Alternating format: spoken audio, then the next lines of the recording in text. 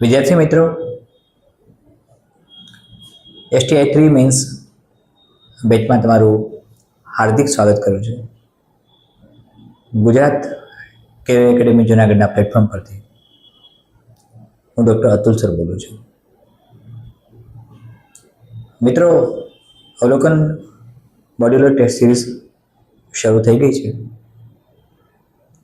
એક question paper Gujarati વિષયનું પૂર્ણ થઈ ગયું છે અને આજે તમે અંગ્રેજી વિષયની ટેસ્ટ આપવાના છો. અવલોકન મોડ્યુલર ટેસ્ટ સિરીઝનું આજે આ બીજું પ્રશ્નપત્ર છે, જે તમને આ પ્રશિક્ષણ વર્ગ પૂરો થાય પછી 1 વાગ્યાની આસપાસ તમારા વોટ્સએપ નંબર પર PDF ફોર્મ આવી જશે. પ્રથમ પેપરનું ગુજરાતીનું અવલોકન અને સમીક્ષા અને એ બધું પછી ક્યારે કરીશું મિત્રો. અત્યારે આજનો સબ્જેક્ટ અને કન્ટેન્ટ અંગ્રેજી વિષય છે, ઇંગ્લિશ સબ્જેક્ટ છે, જેમાં ગઈકાલે આપણે ઘણી બધી વાતો અંગ્રેજી sentence pattern, parts of speech અને સાથે પ્રિપોઝિશન વગેરે ઘણી બધી વસ્તુઓને એકસાથે લિંક કરીને સમજવાનો પ્રયત્ન કર્યો હતો. આજે એક્ઝેક્ટલી આપણે આગળ છીએ જે તમારા ટોટલ 15 માર્ક્સ કવર થાય છે ઇંગ્લિશ સબ્જેક્ટમાં, ગ્રામરના.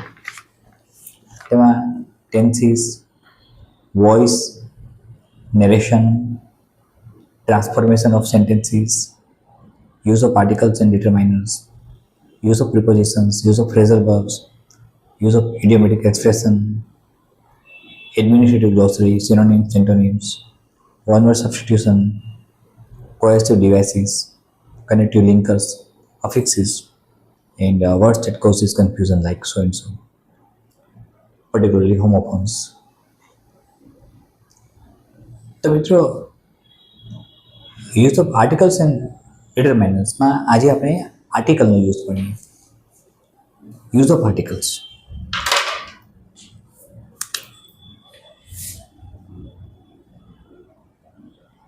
Use of article.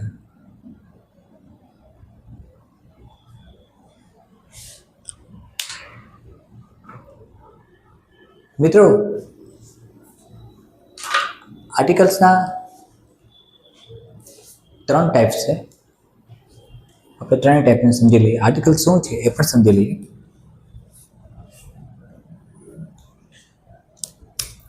પહેલી વાત તો એ કે આર્ટિકલ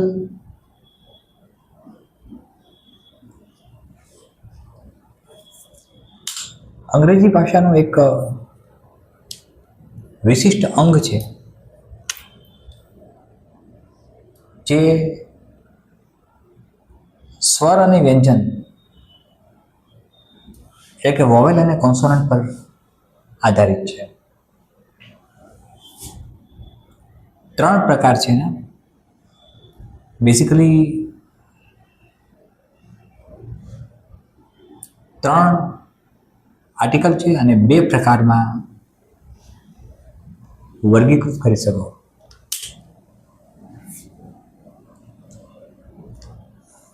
નંબર 1 છે એ ડેફિનેટ આર્ટિકલ છે.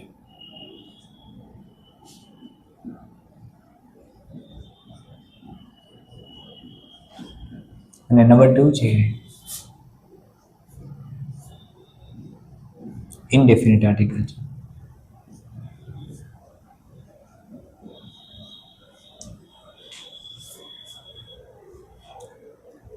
જ્યારે ડેફિનેટ આર્ટિકલની વાત કરીએ છીએ ત્યારે એમાં જે આર્ટિકલનો સમાવેશ થાય છે તેમાં આર્ટિકલ ધ આવે છે. અને ઇનડેફિનેટ આર્ટિકલની વાત કરીએ ત્યારે 2 આર્ટિકલ આવે, એ અથવા તો એન. આ આર્ટિકલ એ અથવા એન છે મિત્રો, એ ગુજરાતી ભાષામાં સ્વર અને વ્યંજન અને અંગ્રેજીમાં વોવેલ અને કોન્સોનન્ટ પર ડિપેન્ડન્ટ છે, એના આધારિત મુકાય છે. આર્ટિકલ એ અને એન સ્વર અને વ્યંજન આધારિત. આર્ટિકલ ધ નિશ્ચિતતા બતાવે છે, નિશ્ચિતતા સૂચક આર્ટિકલ છે. ધ્યાનથી સમજવાનો પ્રયાસ કરજો. સ્વર અને વ્યંજન વિશે તમે ઘણું બધું ભણી ગયા છો, એટલે એની વધારે ચર્ચા આપણે નહીં કરીએ. સ્વર, વ્યંજન. સ્વર તમને ખબર છે અને વ્યંજન ખબર છે. જ્યારે આપણે ઇંગ્લિશ ભાષાની વાત કરીએ ત્યારે સ્વરમાં હંમેશા એ, ઈ, આઈ,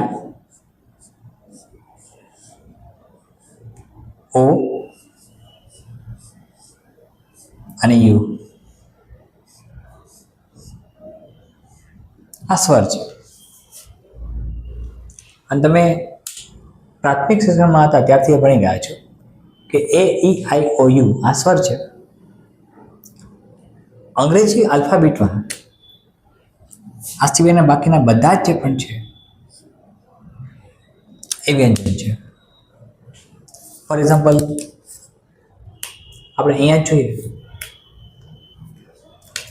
તો બી, સી, ડી, એફ, જી, એચ, જે, કે, સો એન્ડ સો આ બધા જ વ્યંજન છે. સ્વર અને વ્યંજનની ડેફિનેશન આપવી હોય અને સ્વર અને વ્યંજનને ઓળખવા હોય તો સ્વર અને વ્યંજનને કેવી રીતે ઓળખી શકાય? અંગ્રેજીમાં આપણે એને વોવેલ કહ્યું સ્વરને અને કોન્સોનન્ટ કહ્યું વ્યંજનને. મિત્રો, જેનો સ્વતંત્ર ઉચ્ચાર થઈ શકે, જે મૂળાક્ષર જે આલ્ફાબેટનો સ્વતંત્ર ઉચ્ચાર થઈ શકે અથવા જેના ઉચ્ચારણ માટે અન્ય કોઈ અક્ષરની જરૂર ન પડે, જેનો સ્વતંત્ર ઉચ્ચાર થઈ શકે, જેને સ્વતંત્ર લખી શકાય, તેને આપણે સ્વર કહ્યું. ફોર એક્ઝામ્પલ ઇંગ્લિશમાં એ, ઈ, આઈ, ઓ, યુ અને ગુજરાતીમાં અ, આ, ઈ, ઉ, જે તમે ભણો છો અને ભણી ગયા છો તે. આ સિવાયના બી, સી, ડી, એફ, જી, એચ આ બધા જ વ્યંજન છે. વ્યંજનને સ્વરની જરૂર પડે છે, સ્વરને વ્યંજનની જરૂર પડતી નથી. સ્વર એક સ્વતંત્ર અક્ષર છે. વ્યંજન સ્વર સાથે જોડાય છે. વ્યંજન પરતંત્ર છે, સ્વર સ્વતંત્ર છે. એ, ઈ, આઈ, ઓ, યુ ઇંગ્લિશમાં. હવે કોઈ પણ શબ્દ બનાવીએ છીએ ત્યારે એ શબ્દ બનાવતી વખતે આપણને સ્વરના ઉપયોગની જરૂર પડે છે. મને ધ્યાનથી સમજવા પ્રયત્ન કરજો. કોઈ પણ નામ તમે લખશો, તમારું જ નામ લખો, તેમાં વ્યંજન સાથે સ્વર આવતા હશે, કારણ કે તમે ભણી ગયા છો, તમારા અધ્યયનમાં આવી ગયું છે. એમ જ ગુજરાતી ભાષામાં કા, કી, કુ, કુ જે પણ ભણો છો અને ભણ્યા હતા જેના આધારે તમે લખો છો. મિત્રો, ગુજરાતી ભાષામાં આજે ભૂલો પડે એ માર્ક્સ કટ કરે જો આપણે આવી નાની ભૂલો કરીએ. જેમ કે ઉદર અને ઉંદર, કોની માથે અનુસ્વાર આવ્યું, મીંડું આવ્યું, તો ઉંદર એટલે રેટ અને ઉદર એટલે એબ્ડોમેન, પેટ. હવે કોઈ પણ નામ સ્વરના સંયોજનથી બનતું હોય છે. તમારે યાદ એ રાખવાનું છે મિત્રો, હંમેશા નોંધ કરજો, સાથે પેન રાખો, પેન્સિલ રાખો, નોટબુક રાખો અને લખતા રહો. સ્વર અને વ્યંજનની વાત સાથે કનેક્ટેડ રહેલા આર્ટિકલનો ઉપયોગ જ્યારે વાક્ય રચનામાં કરવામાં આવે ત્યારે શબ્દના પ્રથમ અક્ષરને ધ્યાનમાં લેવામાં આવે. શબ્દના પ્રથમ અક્ષરને ધ્યાનમાં લેવામાં આવે. શબ્દનો પ્રથમ અક્ષર સ્વર છે કે વ્યંજન છે, તેના આધારે આર્ટિકલ એ અથવા એન મુકાય. અને કોઈ નિશ્ચિતતા દર્શક બાબત હોય, કોઈ સુનિશ્ચિત બાબતની ચર્ચા કરવાની થતી હોય ત્યારે આપણે આર્ટિકલ ધ મૂકીએ છીએ.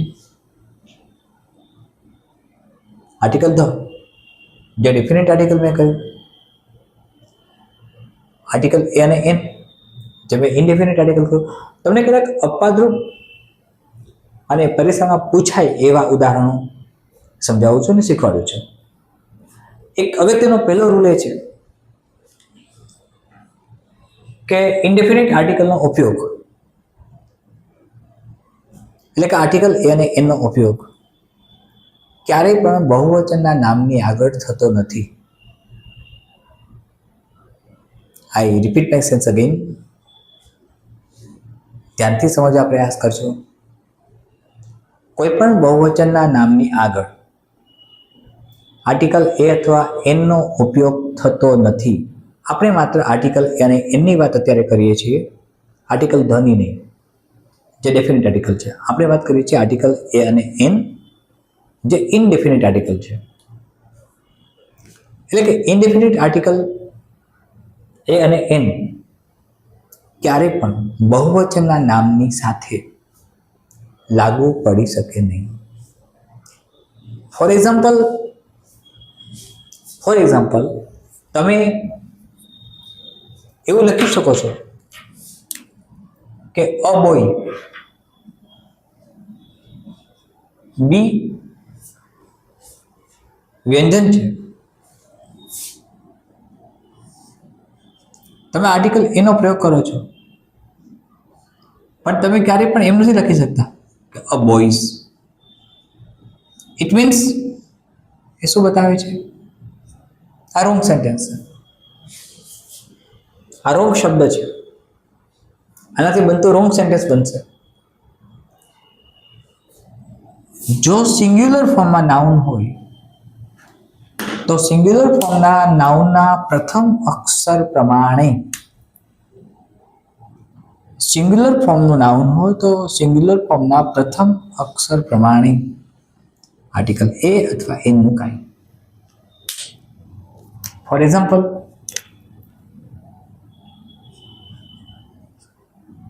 એન ઇન્કપોટ.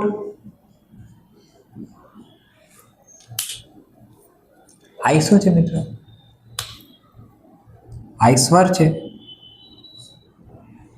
સિંગ્યુલર ફોર્મ છે, એટલે આ સાચું છે.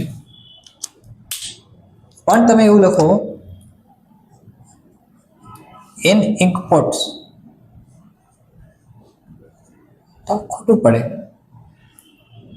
ખોટું એટલા માટે પડે છે કે આ પ્લુરલ ફોર્મમાં છે.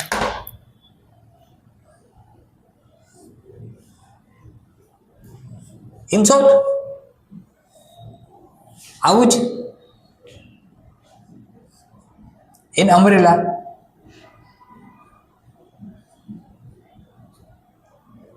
પણ તમે ઇન અમરેલા જ લખો તો ખોટું પડે છે. એટલે કે બહુવચનના નામની આગળ આર્ટિકલ એ અથવા એનનો ઉપયોગ થતો નથી. એકદમ સીધા સાદા સમીકરણ ઉપર આવો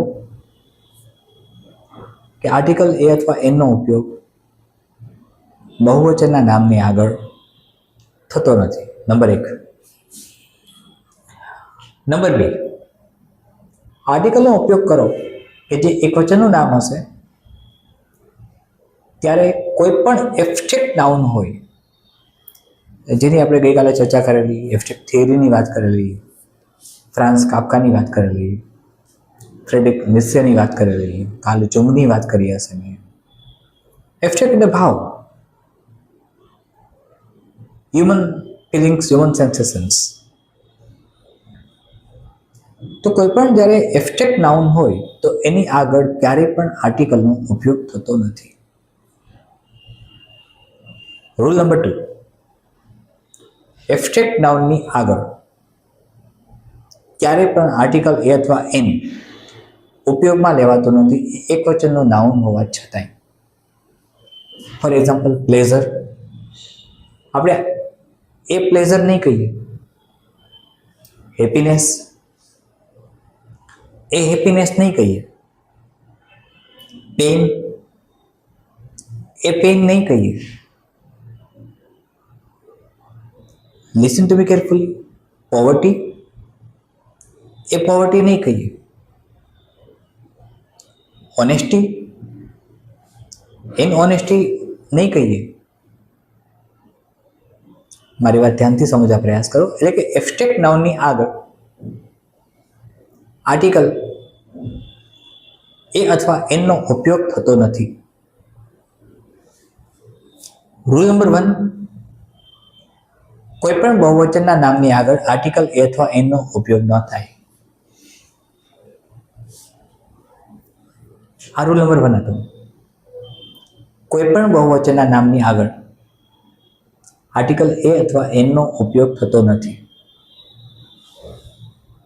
રૂલ નંબર 2, જો એબ્સ્ટ્રેક્ટ નાઉન હોય તો આર્ટિકલ એ અથવા એનો ઉપયોગ ન થાય. હવે તમે એક સીધું સાદું સમીકરણ બનાવો છો, એક સીધું સાદું કન્ક્લુઝન તમારું બને છે કે નામના પ્રથમ અક્ષર પ્રમાણે જો નામ એકવચનનું હોય તો તમે આર્ટિકલ એ અથવા એનો ઉપયોગ કરો છો, એબ્સ્ટ્રેક્ટ નાઉનમાં કરતા નથી. મેં ગઈકાલે 5 પ્રકારના નાઉન ભણાવ્યા. Common noun, proper noun, collective noun, material noun અને એબ્સ્ટ્રેક્ટ નાઉન. મિત્રો, હવે ધ્યાનથી સમજજો. કોઈ પણ નાઉન જ્યારે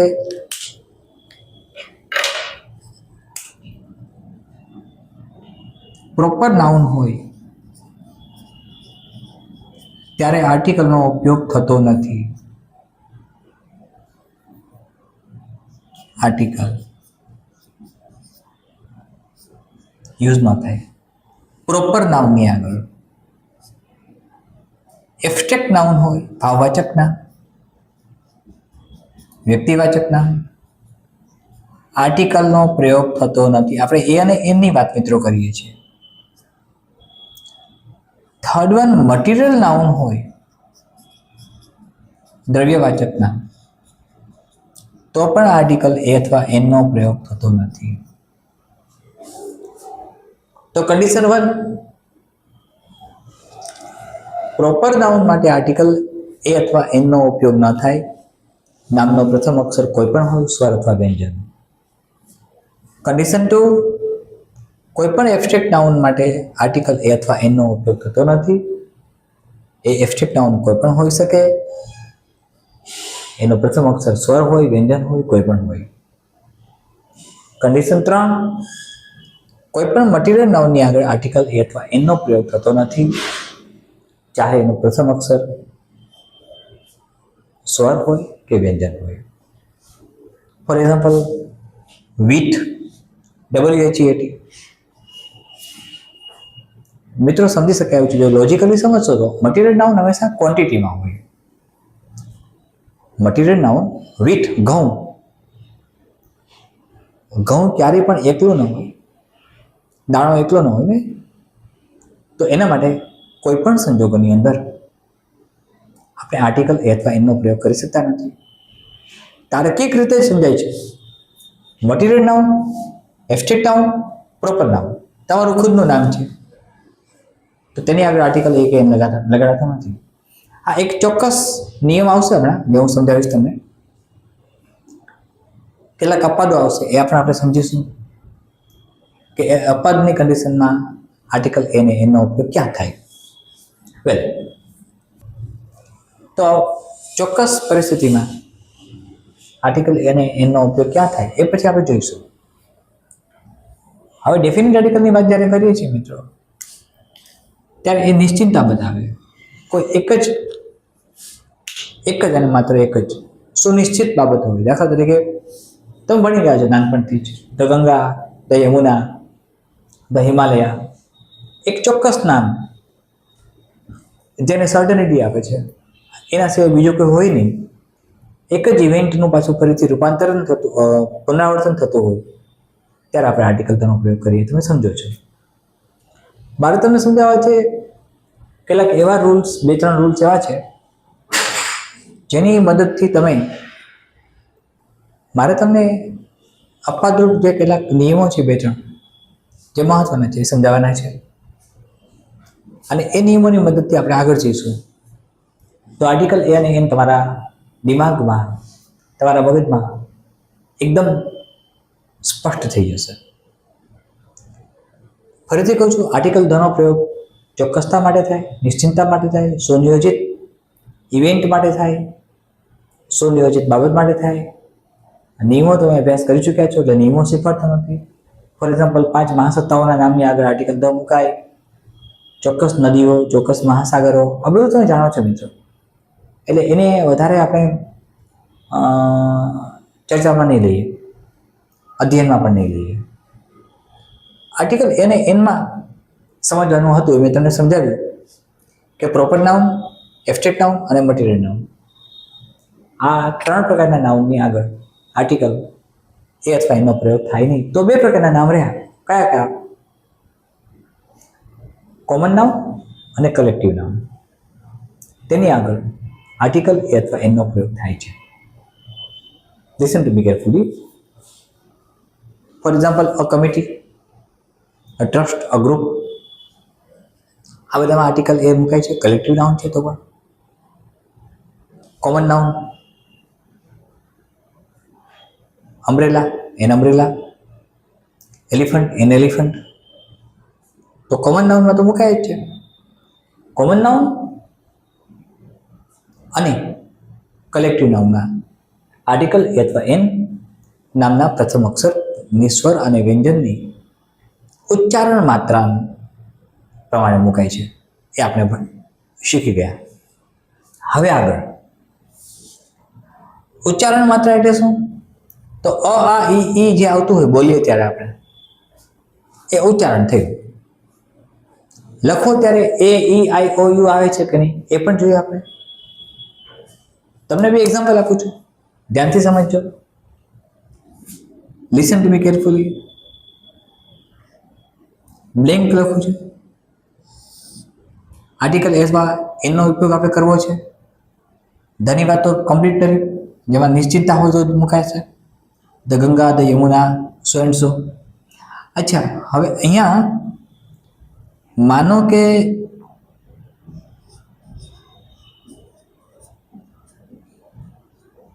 ઓનેસ્ટ મેન. મિત્રો ધ્યાનથી સમજજો.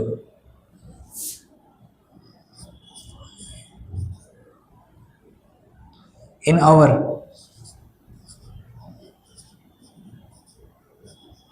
ઓનરેબલ. જો આ બધાની અંદર તમને દેખાશે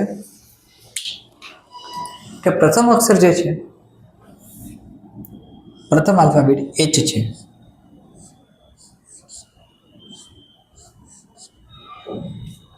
પ્રથમ આલ્ફાબેટ એચ છે તો એચ આવે છે વ્યંજનમાં. વ્યંજનમાં આવે એટલે તમારું ધ્યાન તરત જ જશે કે આર્ટિકલ એ લાગે. ફોર એક્ઝામ્પલ અહીંયા બોયમાં બી, અમ્બ્રેલામાં યુ, તો એન મૂકેલ. ઇન્ક પોટમાં આઈ તો એન મૂક્યું. તો બરાબર એવી જ રીતે અહીંયા એચ આવે છે તો તમને મન થશે આર્ટિકલ એ મૂકવાનું, પણ આ ખોટું છે. અહીંયા આવે છે આર્ટિકલ એન. હવે સાચું છે. કેવી રીતે? લિસન ટુ મી કેરફુલી, ધ્યાનથી સમજો. આનું ઉચ્ચારણ જ્યારે કરો, જ્યારે પ્રોનાઉન્સિએશન કરો છો ત્યારે ઓનેસ્ટ મેન, ઓવર, ઓનરેબલ આ બધામાં અ છે. અને તમે જાણો છો કે અ બોલો ત્યારે સ્વર છે. અસ્વર જ છે, સ્વર છે. એટલે કે બોલતી વખતે હું નિયમ લખાવું છું, બોલતી વખતે જો ઉચ્ચારણ સ્વરમાં થતું હોય પણ મૂળાક્ષર તરીકે જો એ વ્યંજન હોય, વ્યંજન હોવા છતાંય, મૂળાક્ષર વ્યંજન હોવા છતાંય, આલ્ફાબેટ વ્યંજન હોવા છતાંય, આલ્ફાબેટ કોન્સોનન્ટ હોવા છતાંય જો તેનું ઉચ્ચારણ કરો ત્યારે બોલતી વખતે એ સ્વર હોય તો આર્ટિકલ એ ન લગાડતા આર્ટિકલ એન લાગે. You are always using article n in place of article a. Pronunciation કરો છો ત્યારની વાત આવી. An hour past, an honest man, an honourable lady, આ બધાની અંદર આર્ટિકલ એન મૂક્યું આપણે. એન ઓનરેબલ લેડી કોના આધારે? તો એ જ છે, એ આલ્ફાબેટ તરીકે કોન્સોનન્ટ છે, વ્યંજન છે, ઉચ્ચારણ તરીકે સ્વર છે. આ એક વાત સમજ્યા. બીજી વાત સમજો. હવે જો કોઈ એબ્રિવેશન હોય, શોર્ટ ફોર્મ હોય, for example MA, MBBS, MS, NCC, ધ્યાનથી સમજવા પ્રયત્ન કરો. RMT, RTO,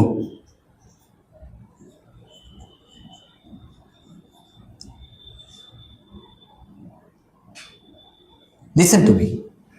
આવા જે શબ્દો હોય કે જ્યાં એબ્રિવેશન આવે છે,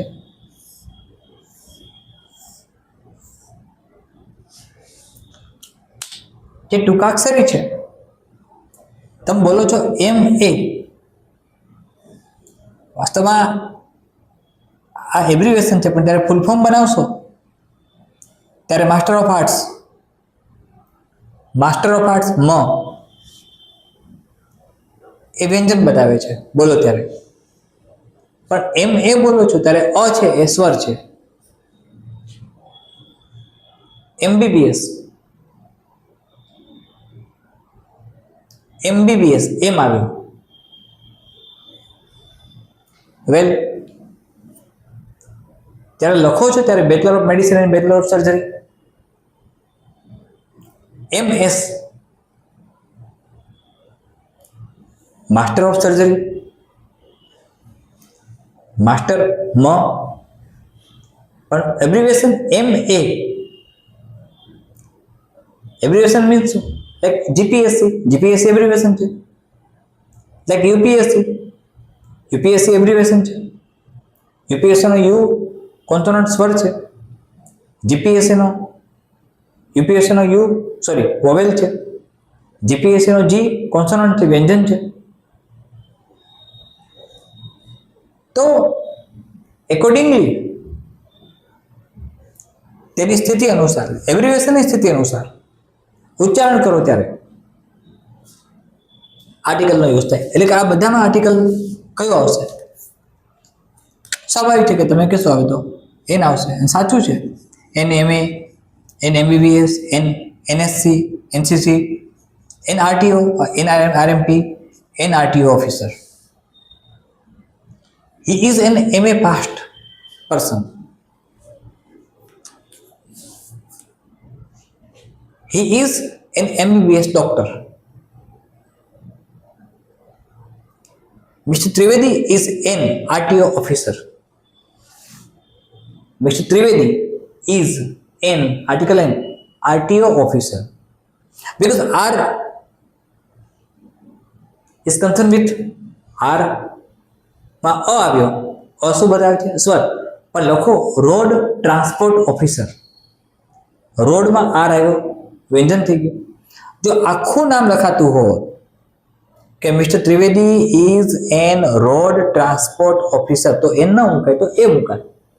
mister Trivedi is a road transport officer.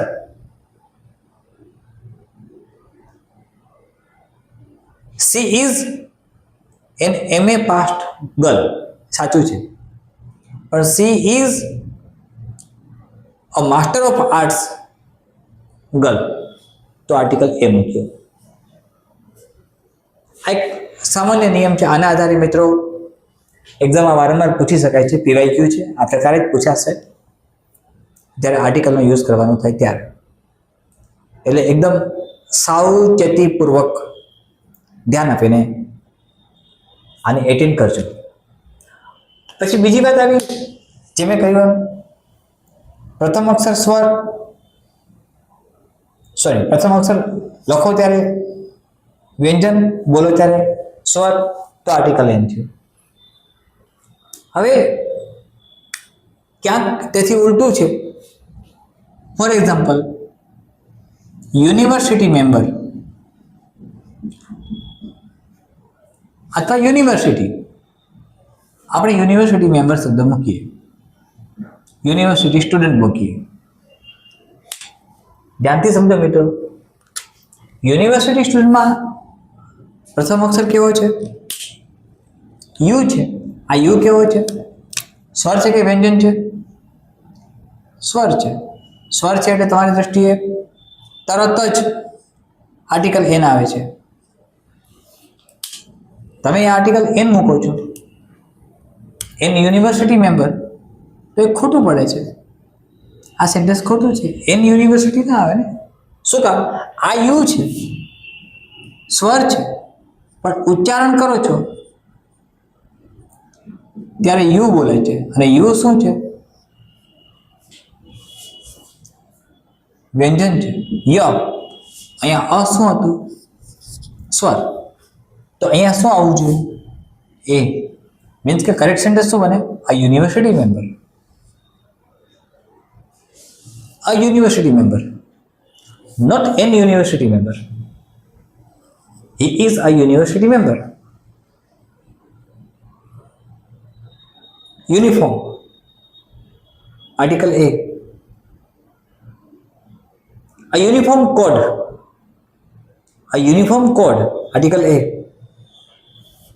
એકવચનના બધા નામનીમાં આવો નિયમ લાગુ પડે કે જ્યારે આ રિવર્સ કન્ડિશન કરીએ આપણે આની. અહીંયા શું હતું? તો કે પ્રથમ અક્ષર વ્યંજન હતો, ઉચ્ચારણ સ્વર હતું, તો આર્ટિકલ એન. અહીંયા પ્રથમ અક્ષર સ્વર છે, ઉચ્ચારણ વ્યંજન છે, તો આર્ટિકલ એ. આમાં કંઈ નવું નથી મિત્રો. It's very easy task, in it's very smooth way. એટલે આર્ટિકલનો પ્રયોગ જ્યારે કરો છો ત્યારે આર્ટિકલનો પ્રયોગ કરતી વખતે 3-4 વસ્તુઓ ધ્યાનમાં રાખો. ફરીથી સમજાવું છું. આર્ટિકલનો પ્રયોગ કરો ત્યારે આર્ટિકલનો પ્રયોગ કરતી વખતે નંબર 1, આર્ટિકલનો પ્રયોગ કોઈ પણ નામની આગળ થઈ શકે. કન્ડિશન શું આપી? કે નામ આર્ટિકલ અને એનો પ્રયોગ કરીએ ત્યારે એ proper noun, abstract noun, I repeat, proper noun, abstract noun અને મટીરિયલ નાઉન. આ 3 નામની આગળ આર્ટિકલ એ અથવા એનનો ઉપયોગ થતો નથી. નંબર 2, કોઈ પણ બહુવચનના નામની આગળ આર્ટિકલ એ અથવા એન નો ઉપયોગ થતો નથી. નંબર 3, આર્ટિકલ અને એન નો પ્રયોગ નામના પ્રથમ અક્ષર પ્રમાણે થાય, સ્વર અથવા વ્યંજન છે કે તે નહીં તે નક્કી કરીને. પછી અપવાદ આવ્યા, 2 અપવાદ જોયા આપણે. બંને અપવાદ જુઓ. પ્રથમ અપવાદમાં શું જોયું? તો કે નામનો પ્રથમ અક્ષર વ્યંજન હોય, ઉચ્ચારણ વખતે સ્વર થાય, તો આર્ટિકલ એન. નામનો પ્રથમ અક્ષર વ્યંજન હોય અને ઉચ્ચારણ કરો ત્યારે એ સ્વરમાં પરિવર્તિત થતું હોય તો એન. તમને મેં કેટલાક એબ્રિવિએશન ભણાવ્યા કે જે એબ્રિવિએશન જ એવા છે કે જેના પ્રથમ અક્ષરનું એબ્રિવિએશનનું ઉચ્ચારણ કરો છો તો એ સ્વરમાં થાય છે. MA, MBBS, MS, NCC, RTO, NDDB, N થી પણ શરૂ થતા હશે, R થી પણ શરૂ થાય, M થી શરૂ થાય, H થી પણ શરૂ થતા હોય. તો જ્યાં અ આવે, ABCD નું તમે આલ્ફાબેટ બોલશો તો A, B, C, D, E, F, F.